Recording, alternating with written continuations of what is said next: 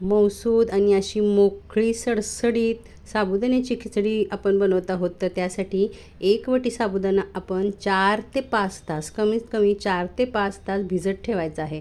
सुरुवातीला साबुदाणा 1-2 वेळा पाण्याने स्वच्छ धुवून असा पाणी काढून, त्यातलं सर्व पाणी काढून 5 ते 6 तास भिजला तर खूपच छान आहे. पण कमीत कमी 4 ते 5 तास तरी हा भिजवायचा आणि झाकून ठेवायचा आणि हवेवर असा हवा लागेल अशा ठिकाणी ठेवायचा. आतमध्ये तो छान असा फुलून मोकळासर होतो. कढईमध्ये मी 2 चमचे तूप टाकून घेतलं आहे.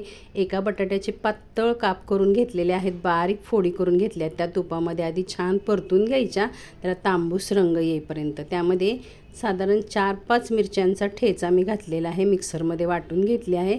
वाटून मिरची घातल्यामुळे खिचडीला सगळ्या मिरची छान लागते आणि खिचडी चवीला लागते. नंतर यामध्ये आपण भिजवून घेतलेला मोकळा असा झालेला, अगदी एक दाणा मोकळा झालेला आहे साबुदाण्याचा, तो याच्यामध्ये 2 मिनिटं परतून घ्यायचा.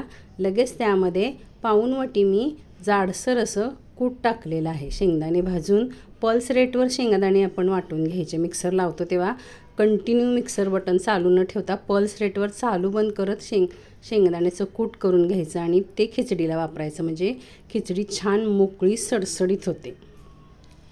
यामध्ये चवीपुरतं मीठ टाकून घ्यायचं आहे आणि सगळं पुन्हा छान 5 ते 7 मिनिटं मीडियम टू हाय फ्लेमवर आपण सुरुवातीला खिचडी छान भाजून घ्यायची आहे. म्हणजे ती चिकटतसुद्धा नाही, अजिबात कुठेही कढईला साबुदाणा चिकटलेला नाही, एकदम मोकळा सडसडीत असा झालेला आहे.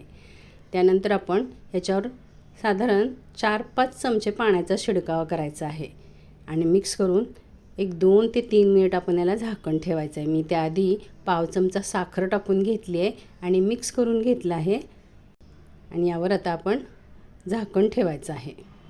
तुम्ही बघू शकता खिचडी छान मऊसूद मोकळी पण झालेली आहे आणि साबुदाणेसुद्धा खूप फुललेले आहेत. असे झाकण ठेवून वाफ मात्र काढायची आहे. त्यानंतर आपली साबुदाण्याची खिचडी तयार आहे. तुम्ही बघू शकता पाण्याचा शिपका देऊन झाकण ठेवूनसुद्धा साबुदाणे एकदम मोकळे सडसडीत आहेत, कुठेही चिकट झालेले नाहीत. आणि साबुदाणा छान भाजला तरच खिचडी चवीला लागते आणि पचतेसुद्धा. नाही तर साबुदाणा मुळातच पचायला जड असतो, त्यात तो नीट भाजला नाही, भिजला नाही तर त्रास होऊ शकतो. अशा पद्धतीने साबुदाण्याची खिचडी करून पहा. आवडल्यास लाईक शेअर करा. धन्यवाद.